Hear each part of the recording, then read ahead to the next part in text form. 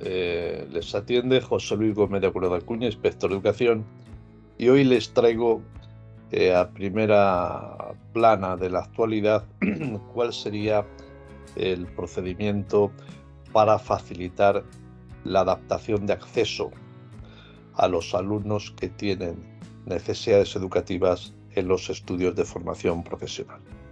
Si ustedes son profesores de formación profesional, creo que este es un problema que puede ayudarles a resolver siguiendo el desarrollo de esta breve presentación. Buenos días, José Luis Gómez de Agüero, inspector de educación. Bueno, como saben ustedes, en los estudios de formación profesional en general nunca se habla de adaptaciones del currículum. Se habla de adaptaciones de acceso. ¿Por qué? Porque se entiende que los estudios de formación profesional no son estudios obligatorios, no corresponden a las etapas de la educación básica. Entonces, adaptaciones curriculares como tales y modificaciones del currículum para los alumnos con necesidades educativas no existen. Dejamos aparte los programas específicos de educación especial. Pero lo que sí tiene que tener en cuenta el profesorado de formación profesional son las adaptaciones de acceso.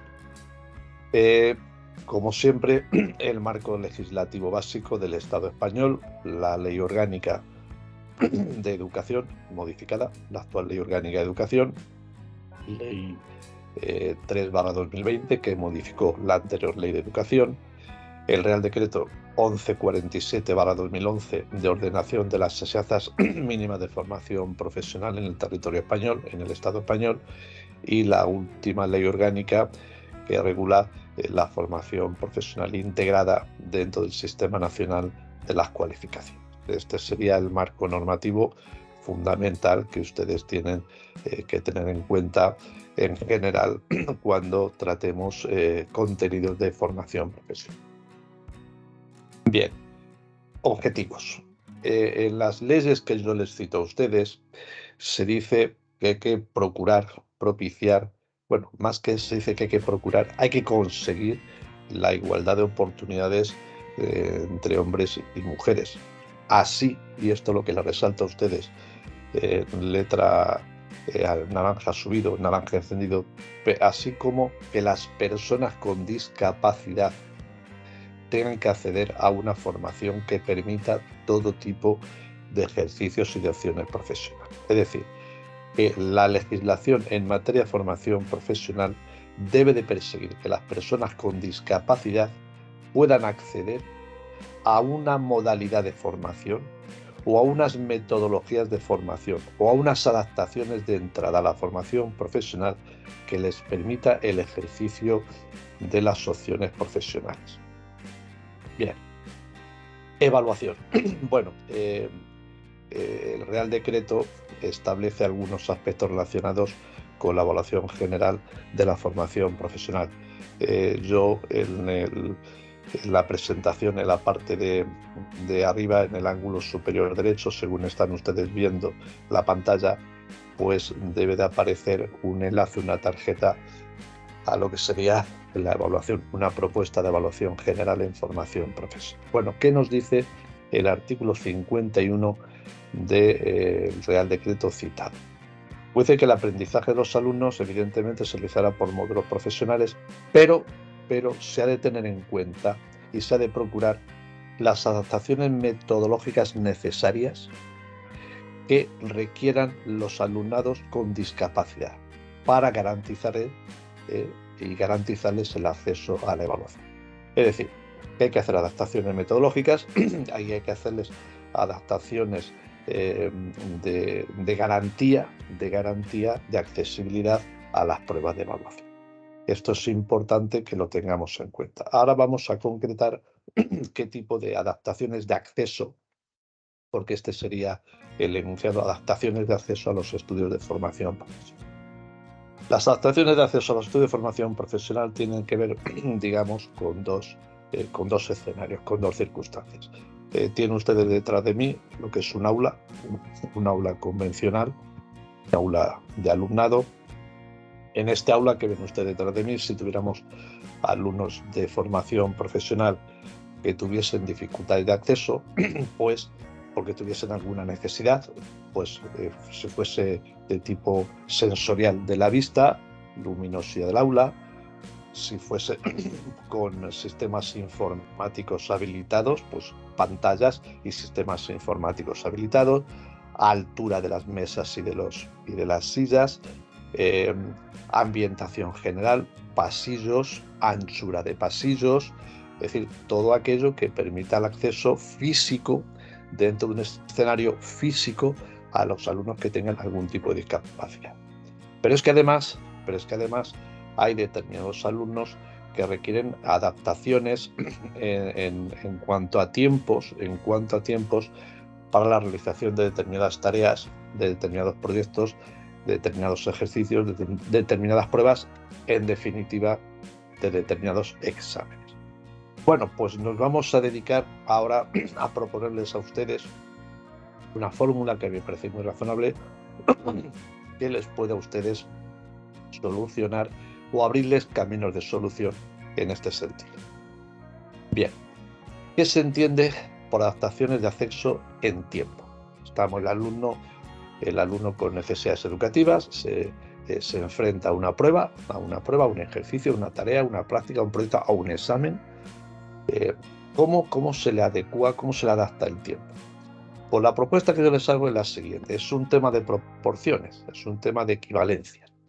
En la parte izquierda de lo que sería los miembros de esa equivalencia tenemos, digamos, el alumnado en plenas facultades. Sería una capacidad funcional estándar, este alumnado con una capacidad funcional estándar, que sería 100,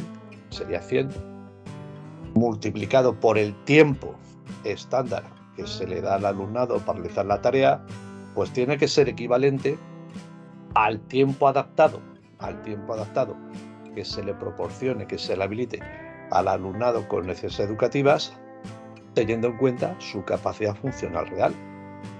¿Y qué capacidad funcional real tendría este alumno?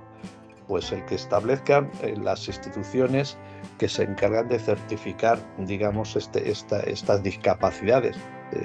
No sé si el INSERSO en general, pues la capacidad funcional real sería restar a 100, que es la capacidad plena, pues el porcentaje de discapacidad que corresponde. Luego entonces, repasando la equivalencia, la capacidad funcional estándar por el tiempo estándar de trabajo tiene que producir las mismas tareas que los tiempos adaptados por las capacidades funcionales de los alumnos con necesidades educativas.